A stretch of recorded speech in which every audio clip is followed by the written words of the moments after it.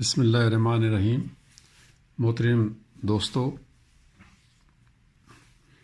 آج ہم پوٹنسی کے حوالے سے لیکچر شروع کریں گے، اور پوٹنسی کے ٹاپک پر اس سے پہلے 6 پارٹ آ چکے ہیں، اور غالباً آخری پارٹ جو تھا وہ اکتوبر کے آخری ہفتے میں دیا گیا تھا، اور اس کا جو پارٹ 6 ہے، پارٹ 6 کے آخر میں ہم بات کر رہے تھے کینٹ کے حوالے سے کہ کینٹ اگرچہ خود بھی ہائی پوٹنسی اس نے زیادہ استعمال کی ہیں اور اس کو انکریج بھی کیا ہے، تاہم وہ اس پر ایک وارننگ بھی دے رہا ہے کہ اس نے کہا کہ کسی ایسے جاہل ہومیوپیتھ سے علاج کرانے کی بجائے جو ہائی پوٹنسیاں استعمال کرتا ہو، میں کسی کمرے میں 1 درجن ابشیوں کے ساتھ جو میرے جسم پر بلیڈ سے نشتر لگا رہے ہوں رہنا پسند کر لوں گا۔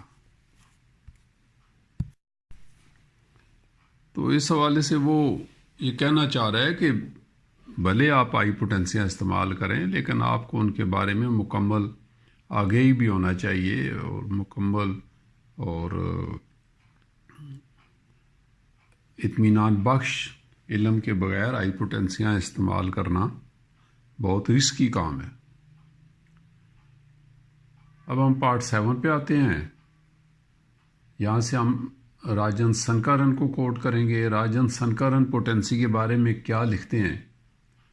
انہوں نے لکھا ہے کہ پوٹنسی کا انحصار علامات کی شدت، شفافیت اور وضاحت پر منحصر ہے، خصوصاً علامات اگر عجیب ہوں اور مرض کی انفرادیت پر منتج ہوں۔ اگرچہ ہم دیکھتے ہیں پوٹنسی کے انتخاب کے معاملے میں مختلف آراء پائی جاتی ہیں، تاہم کچھ نکات جو ہیں قابل غور ہیں، اور وہ نکات کیا ہیں؟ منتخب شدہ ادوا کے بارے میں یقین، مریض کی عمر، مریض کا پیشہ، مریض کی حساسیت یعنی وہ کتنا سینسٹیو ہے، مریض کی توانائی کتنا انرجیٹک ہے، مریض کی فطرت یعنی اس کا مزاج کس نوعیت کا ہے، مرض کی نوعیت یعنی مرض گہرا ہے، شارٹ سطحی ہے، ٹھیک ہے، فنکشنل لیول پہ ہے، اسٹرکچر لیول پہ ہے، ڈسٹرکٹیو لیول پہ ہے، تو یہ سارا دیکھنا ہوتا ہے۔ تو دماغی علامات کتنی واضح اور شفاف ہیں، تو اور مریض کا میازم کیا ہے، یعنی اس وقت مریض جو ہے وہ کس میاز میں مبتلا ہے۔ یہ مختلف پوائنٹس راجن سنکرن نے لکھے ہیں کہ ان کو بھی ذہن میں رکھنا چاہیے پوٹنسی کے انتخاب کے حوالے سے۔ عام طور پر دیکھنے میں آیا ہے کہ بیشتر ہومیوپیتھس بہت تھوڑی پوٹنسیوں کے ساتھ پریکٹس کرتے ہیں، اور یہ بھی قابل تعریف بات نہیں ہے۔ بعض تو مدر ٹنکچر اور نچلی پوٹنسیوں اور بعض ہائی پوٹنسیوں کے استعمال کو شجر ممنوعہ سمجھتے ہیں، جس کے سبب بالمثل دوا بعض اوقات مطلوبہ نتائج نہیں دے پاتی، اور معالج پوٹنسی تبدیل کرنے کی بجائے دوا تبدیل کر دیتا ہے۔ یہ بات راجن سنکرن نے لکھی ہے۔ اب ہم الزبیتھ رائٹ ہربرٹ کو کوٹ کرتے ہیں۔ ان کا زمانہ 1967 سے 1896 سے 1967 تک کا ہے۔ ان کے مطابق نفسیاتی امراض میں اونچی پوٹنسیاں استعمال کی جاتی ہیں، اور ایسی بیماریاں جن کے پس منظر میں نفسیاتی امراض ہوں وہاں بھی اونچی پوٹنسیاں استعمال کی جاتی ہیں۔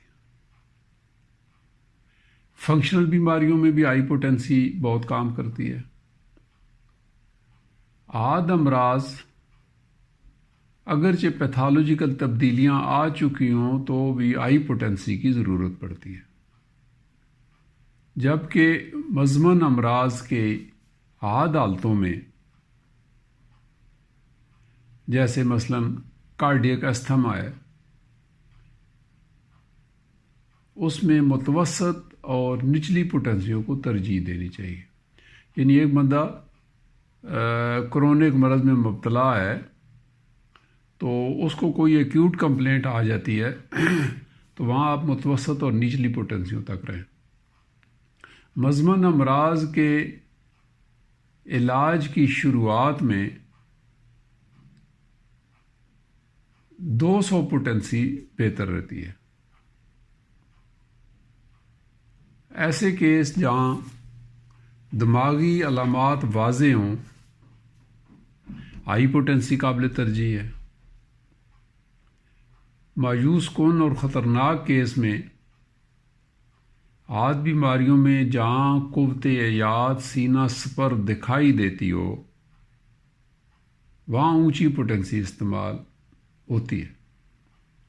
اب دیکھیں، مایوس کن اور خطرناک کیس بھی ایک طرف بات کہی گئی ہے، یعنی ایکیوٹ کیسز میں جہاں پر بہت خطرہ ہے زندگی کو، لیکن دوسری طرف مریض بھی اس کا مردانہ وار مقابلہ کرتا دکھائی دیتا ہے، وہاں آپ ہائی پوٹینسی دے دیں۔ جبکہ کرونک بیماریوں میں اگر مریض حالت نزع میں پہنچ گیا ہے، بڑا ٹرمینل سٹیج پر چلا گیا ہے مریض، تو وہاں اونچی پوٹینسیاں پرسکون موت کو دعوت دیتی ہیں۔ مریض اور دوا کے مزاج میں کچھ حد تک مماثلت کا ہونا ضروری ہے، ورنہ مریض کی شفا یابی مشکل ہوگی۔ اگر یہ حساسیت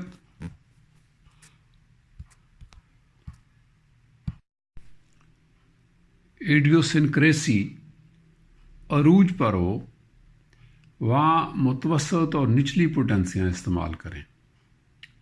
ایسے کیس جہاں مریض کسی شے کی خام حالت میں زہر خوانی کا شکار ہو رہے ہوں، اصولاً اس شے کو ہائی پوٹینسی میں نہیں دینا چاہیے، بلکہ بہتر ہے اس چیز کے اینٹی ڈوٹ کو ہائی پوٹینسی میں دیا جائے۔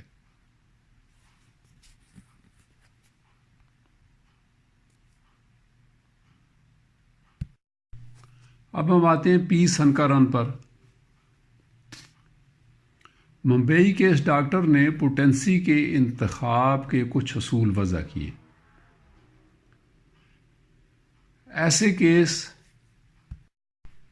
جہاں مریض اور دوا کی علامات خوب ملتی ہوں اور خصوصاً جہاں ذہنی علامات نمایاں ہوں، وہاں ہائی پوٹینسی دینی چاہیے۔ اور جہاں پر رہنما علامات کا فقدان ہو، قلت ہو،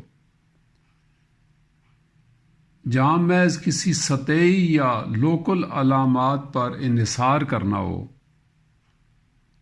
مثال کے طور پر جلدی شکایات میں کسی مسئلے کی دوا دینی ہے، یا ایسے کیس جہاں پیتھالوجی نمایاں ہو جیسے کینسر یا گردوں کا فیل ہونا، یا ایسے لا علاج کیس جہاں مریض کو جز وقتی فائدہ دینا مقصود ہو اور جہاں پر مریض کی قوت حیات ناتواں ہو، نچلی پوٹینسیوں کا استعمال بہتر رہتا ہے۔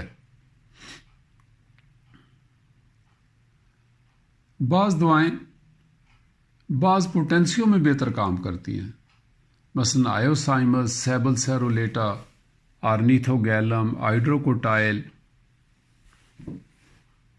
کریٹیگس، کارڈیوس وغیرہ مدر ٹنکچر میں اچھا کام کرتے ہیں۔ نوزوڈز ہائی پوٹینسی میں بہتر کام کرتے ہیں، مثلا 200 یا اس سے اوپر۔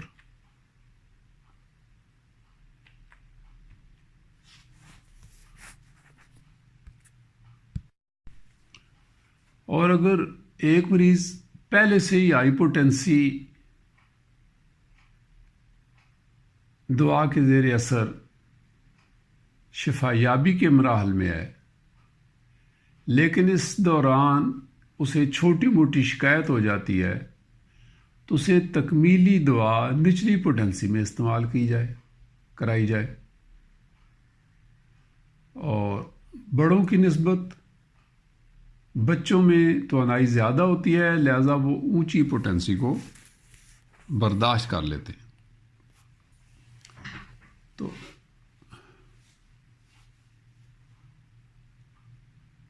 اگر کوئی مریض اونچی پوٹینسی سے حساسیت رکھتا ہو تو دانش مندی کا تقاضا ہے کہ اس کو نچلی پوٹینسیاں استعمال کروائی جائیں۔ ایسے کیس جہاں رد عمل کمزور ہو اس کو تیز کرنے کے لیے مثلا کاربو ویجی ہائی پوٹینسی میں دینا مفید ہے۔ یہاں پر ہم اس پوٹینسی پارٹ 7 کا اختتام کرتے ہیں۔ پارٹ 8 پر پھر آپ سے بات ہوگی۔ Thank you so much.